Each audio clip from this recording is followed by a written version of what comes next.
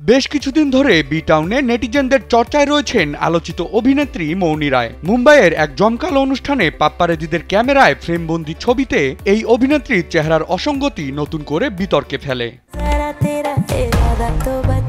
এ যেন অচেনা চেহারার মাঝে চিরচেনা এক মৌনি। এ সময় তার কপালের উঁচু শিরা দেখা যায়, যা এর আগে কখনো চোখে পড়েনি। শুধু তাই নয়, আগের তুলনায় অনেকটাই বদলে গেছে নায়িকার ঠোঁটের গড়ন।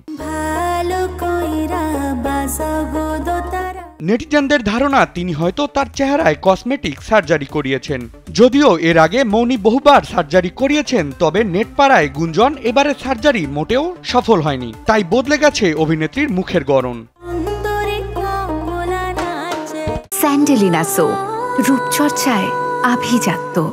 শুধু তাই নয়, কপাল ঢাকতে সম্প্রতি চুলেরও নতুন স্টাইল করিয়েছেন মৌনি। কপালের উঁচু শিরা আড়াল করার চেষ্টা করলেও নেটিজেনদের চোখ এড়াতে পারেননি তিনি। ফলে প্রায় রোজ সামাজিক মাধ্যমে কটাক্ষের শিকার হচ্ছিলেন তিনি।